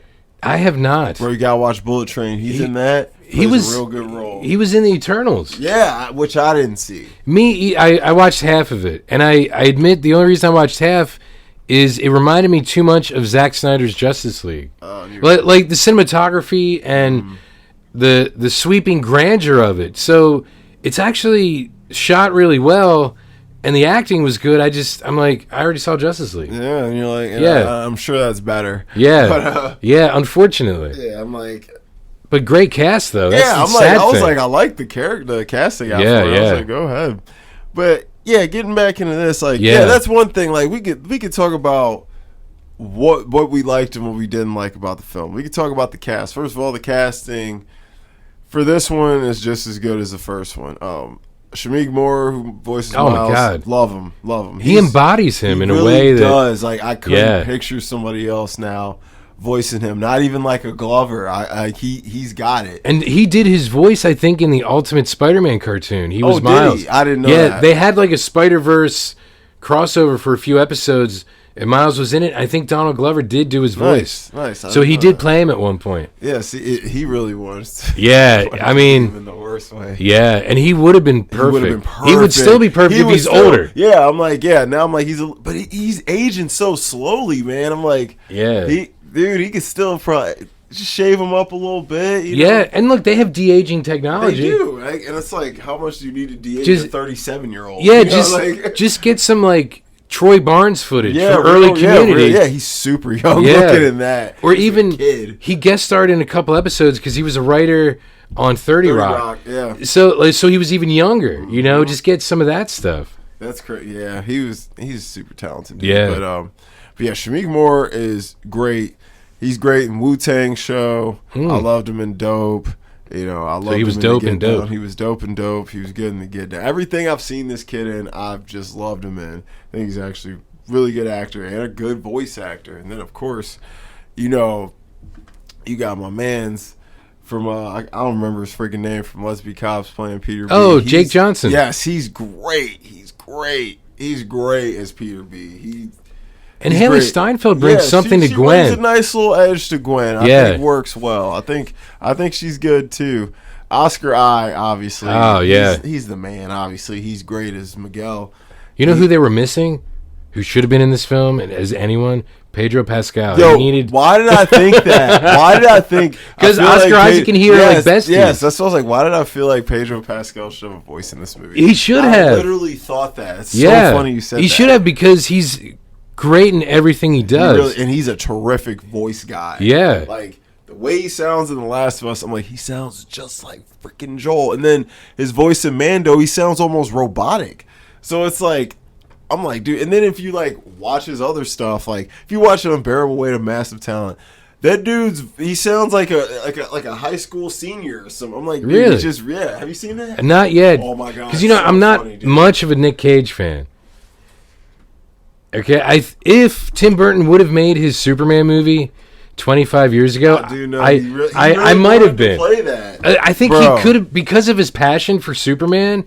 I bet he would have been fantastic. He's super passionate about everything. I know, but he is such a huge Superman fan. I think he would have been incredible. Dude, he's a huge comic book fan. Yeah, like, for real. Yeah, he is. He's a cinephile too. Like, he's a student of the game. Well, I like that because of his uncle. Yeah. Well, yeah, you're right. And look, he only picked Cage because of Luke Cage. Yeah. That's what. Yeah, he sure did. He was like, because he didn't want to trade off of his family name, which is actually I appreciate integrity. That. Yeah, I was like, integrity. That's pretty cool. Yeah, and he clearly made a name for himself. Yeah. As Nick Cage. I mean, look, Valley Girl. He had like $300 million at one point. Yeah, he blew it all, but like, yeah, but still, to get that, you have to have something, bro. Yeah, you don't acquire that wealth being talentless. Yeah, bro, I don't care what nobody say. John Woo's Face Off, one of the incredible greatest. Nick and Johnny killed that. And is her name Joan Allen? Who played the wife? Plays his wife, John Travolta's wife? Yeah, or not John Travolta. Yeah, John Travolta's wife. Yeah, because she was the mom in Pleasantville, right? She is. I she's incredible. That's her name, but she is really good. Yeah, she is incredible. I love Pleasantville. That's a good one too. Yeah, young Toby. Man. Yeah, dude, Reese Witherspoon. Young Reese. Paul Walker. Man, and a lot of people don't give Paul Walker credit either. Paul Walker was a far better actor than I think the Fast movies portrayed. Because people like me are insecure, so when you see a good-looking guy that's also good at something else, you get pissed off. You're like, God, why are you? Yeah. Why are you? But like in Pleasantville, you saw he had something more than just like, because he was like the basketball star, the handsome guy. But you could tell. Because of the way, obviously it was the script, but because it was like Gary Ross, I think, did that film. You could tell, like, there's more to this guy than just, like, under the surface there's more. Yeah. You know? And he probably should have had more roles, but then Fast and the Furious came out. Over his life. Yeah. He would have had more roles. Because I'm like, dude, even in like She's All That, he brought that. He played the dickhead character really well, and I'm like, he usually plays a much more likable guy. I'm like, I think I heard he was a super nice guy in real life. Everyone says he was. Just great. Yeah. I'm like, he seems like that kind of guy. Yeah, I love Paul Walker. He was great. Like, was he ever going to win an Oscar? No, but I'm like, honestly, you never know though. You do not. Colin Farrell almost won one this year. Yeah. So, Colin Farrell stepped it up big time. Big time in the last 10 years. Yeah. Did you see The Lobster with him and Rachel Weisz? No. Dude, I don't love the film, but I love his performance in it. He was very good. And obviously, Banshees of Inisherin, he was... And look, Penguin. Bro, transformation, one of the coolest roles for him ever. Yeah. I'm like, he just needs to stop being in all the, like, classic action movie remakes. Yeah. Like Point Break and Total Recall. Oh, that's right, he wasn't. Yeah. Oh, well, that was when, like, they wanted to force him to be a leading man. And I think there's certain actors that work better either as, like, a co-star or a supporting actor. Supporting, yeah. And that's nothing about their talent. I just think they shine more when they don't have to carry the weight of the film on their back. I think Gary Oldman's a prime example of that. Yeah. He's like, he's good when he's leading, don't get me wrong, but he shines in his supporting roles. Yeah. He comes alive. Because you can focus more, because you don't have the weight of the... You're not Atlas. Like, bro, he's probably my favorite Jim Gordon, you know what I mean? Oh, yeah. I just felt like... He's like the most comic book. Yes, that's what I felt like he embodied him the most. Like... Now, I have to say, you didn't see Justice League. Who plays Jim in that? J.K. Simmons. Bro. You just have to see him. He's so good. You just have to see him as After I Gordon. watched him in Whiplash, I was convinced he can play any role. Incredible. I mean, he's obviously a great J. Jonah Jameson. Oh, he's the definitive, because through the multiverse, he's J. Jonah Jameson. That's crazy. But he plays Gordon in Zack Snyder's, version of the DC universe. He is... So to Ben Affleck's Batman, he's Jim Gordon. Wow. I might have to So he's watch older. Justice League next week. Yeah. And if you do, believe it or not... 4.5? It's 4 hours and like bad. 2 minutes. That ain't bad. But I'm going to say the most unpopular thing, the Joss Whedon redo of Justice League, it's only like 2 hours, isn't bad, because it's the first time you see these guys together. That's a hot take. It is a hot take, because everyone shits on that movie. But you know what? Like, the same characters are good in that one that were good, or that are good in Zack Snyder's version. Zack Snyder's version is more artistic, and you get more story, so it's a better film.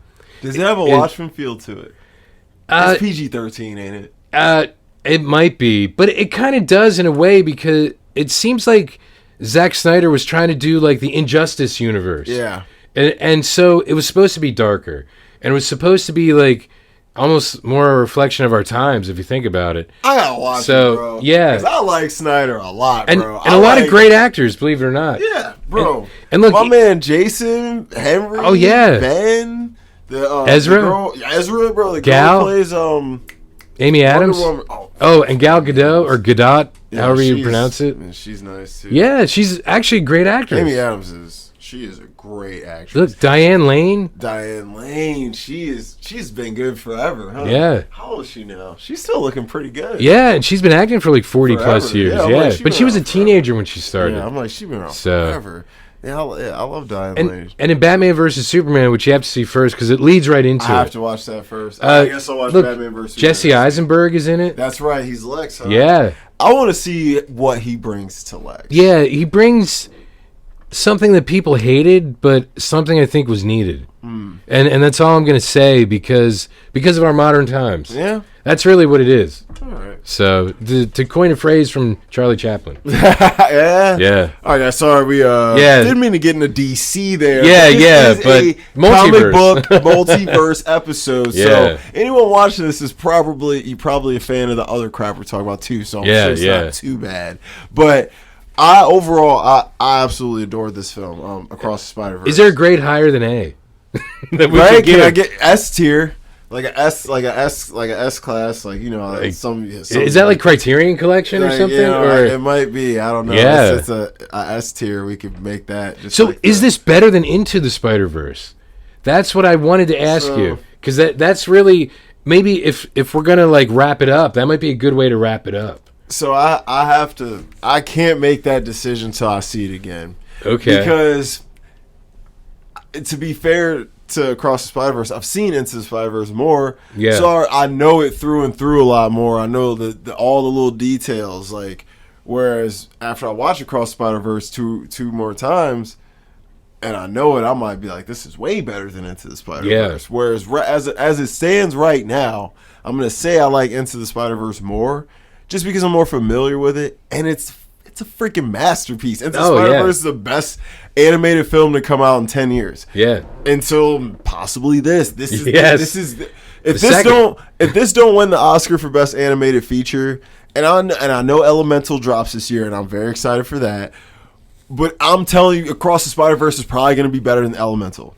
I was wondering if this film could actually win like Best Picture, even though it's animated, because I know it can win Best Animated. Yeah, because it's that good. Should be. It's gonna be one of the best movies of the year. It's gonna be in my top 10 for sure. It's this year's Everything Everywhere All at Once. This year's Everything. Yeah. And look at the money it's making, dude. Yeah. Like, I didn't expect it to make this much this quickly. Because the first one was a hit, but it wasn't this much of a hit. Well, now that I think they were smart giving us some time to simmer. Yeah. I think they knew what they had on their hands. They're like, yo, let's let COVID pass. Yeah. People gonna be at home. They're gonna see it more because that's true. You're right. People saw it because it was on Netflix. Yeah, it was on Netflix. Yes, people were like, "Yo, this movie is lit." Yeah. So I'm like, "Yo," when I saw it, I was just like, I couldn't.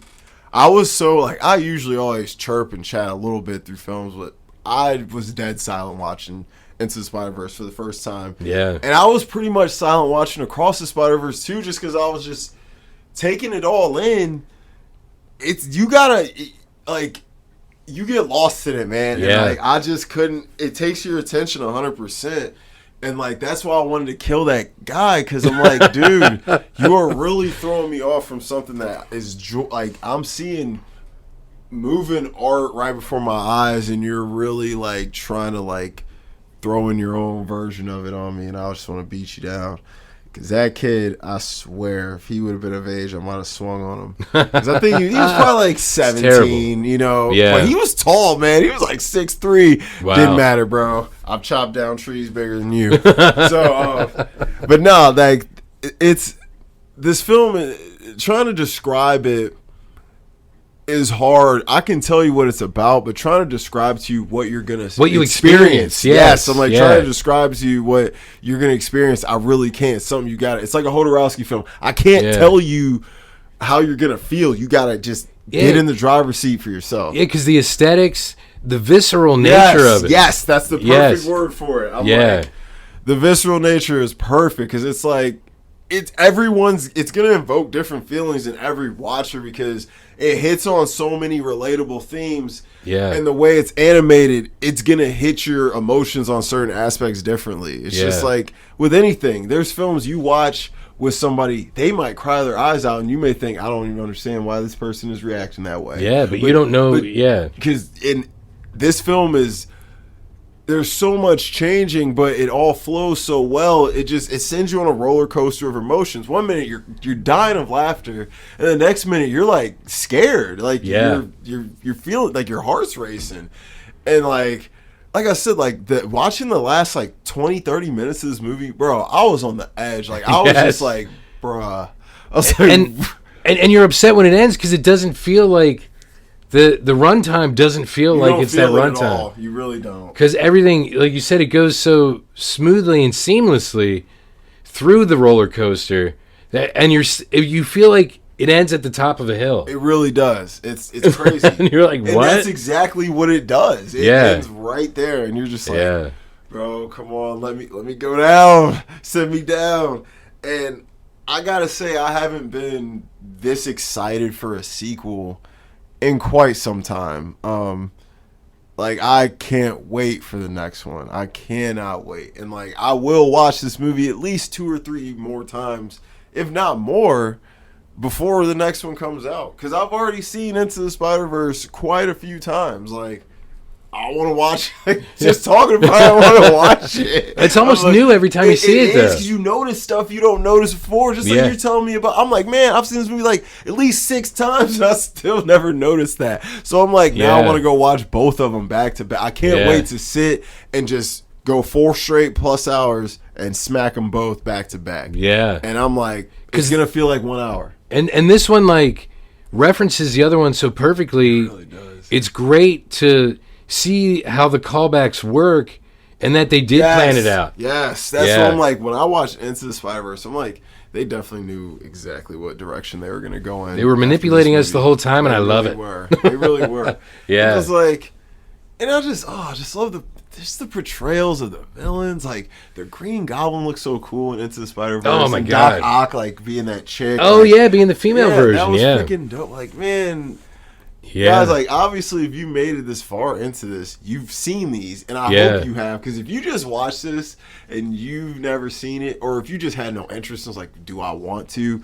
I'm highly take your butt and see it in theater. See that big screen. Even if you're not a superhero fan, because... This is a movie anyone can like. It's really about life and relationships and how... It's a coming-of-age story. Yeah, that's what it is. You know? Yeah.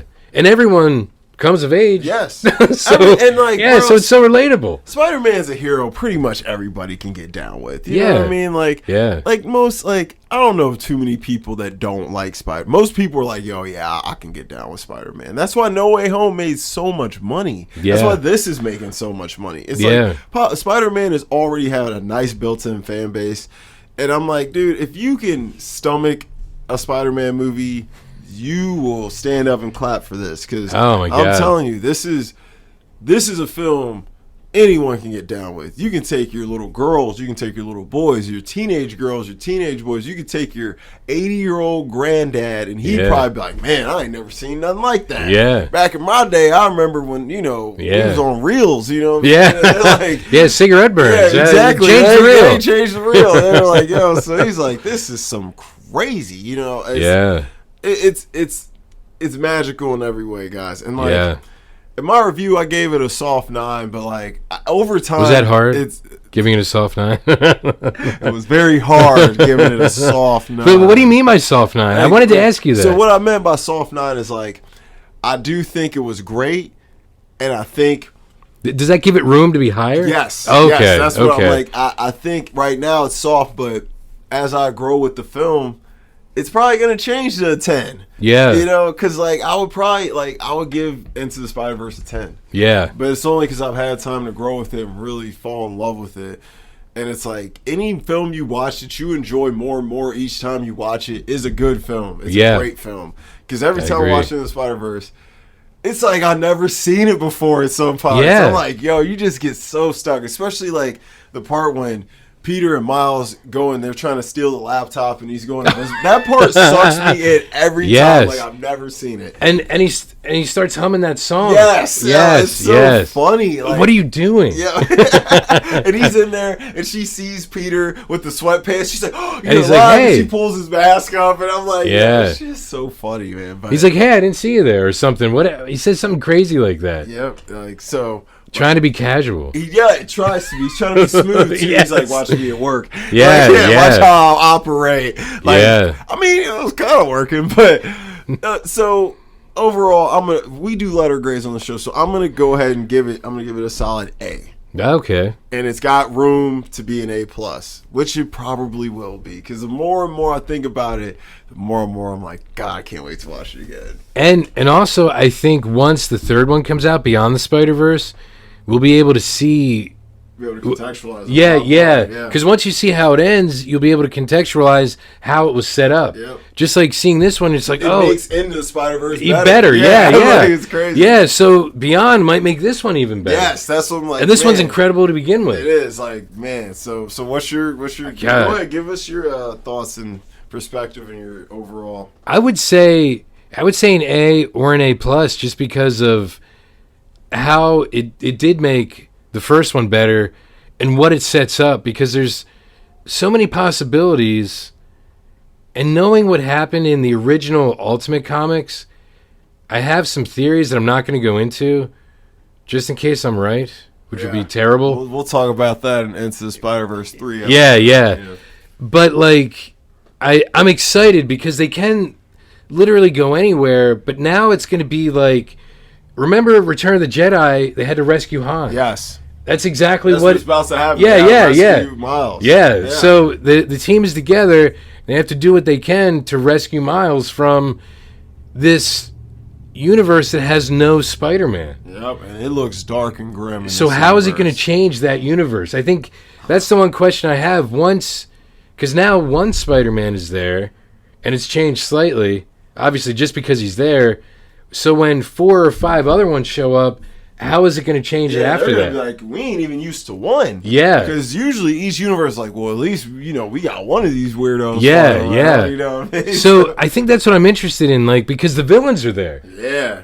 So if the villains now have someone to stop them, or a team to stop them, it might be an even bigger film than we think. Right? Like, yeah. Is this the destruction of a universe which could set off an insane chain of events? Yeah. Like, and can Miles exist with Miles there? Yeah.